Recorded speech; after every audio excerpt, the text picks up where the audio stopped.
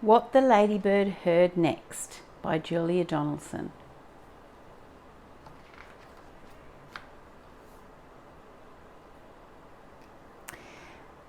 Once upon a farm lived a ladybird, and these are the things that she saw and heard.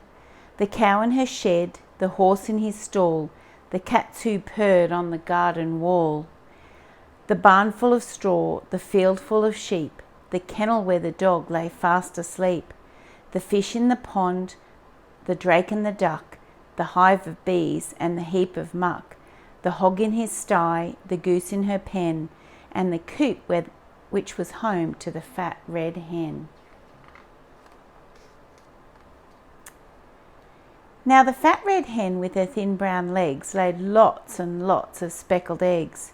But then, oh help, oh no, oh dear, those eggs began to disappear. Each morning all the eggs had gone, and the animals asked, "What's going on?" "I'll find out," said the ladybird. So she flew, and she saw and she heard.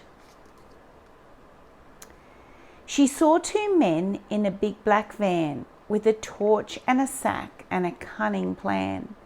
They were Hefty Hugh and Lanky Len, who had been to jail but were out again.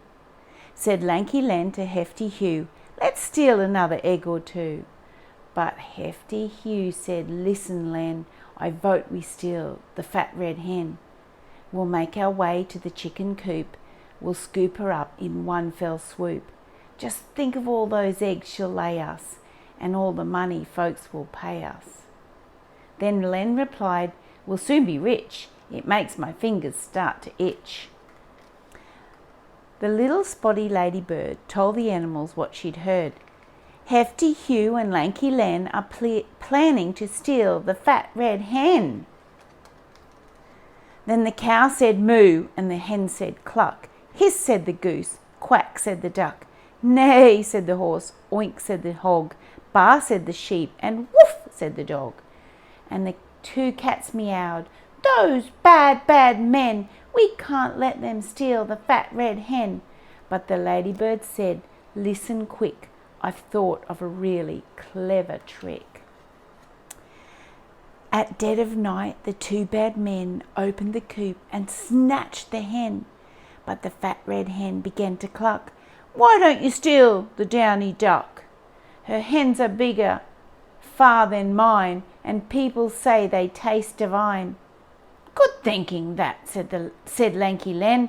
They tiptoed to the pond, but then the downy duck began to quack.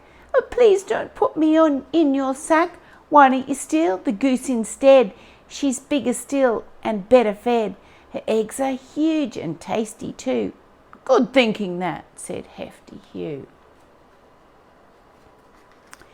But when they tried to seize the goose, she hissed at them, "I'm not much use. Why don't you steal that great big bird, the super duper snuggly snurd?" "What?" said Len. "And who?" said Hugh. The goose replied, "I thought you knew. She lays the biggest eggs of all. Each one looks like a rugby ball." The duck joined in. "She's friendly too. I'm sure she'd love to live with you.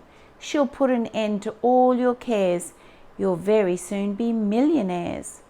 "Where is this snurd?" asked Lanky Len. "Not far away," chipped in the hen. "She lives inside that big brown heap. You'll find her there. She's fast asleep." The two thieves laughed. "We've got it made. Let's take turns with the farmer's spade." They dug and they dug, and Len said, "Pooh, it stinks." And Hugh said, "So do you." And Len said, "Where's that giant bird, the super duper snuggly snurd?" "She's rather shy," the goose replied. "She must be hiding deep inside." So they dug a tunnel nice and deep. That's it, said Hugh. "Now in we creep." "I think we're nearly there," said Len. "The snurd will soon be ours." But then the heap collapsed, and Hugh said, "Yuck! We're covered head to toe in muck." and Len complained, "There is no Snurd, they just made up that giant bird."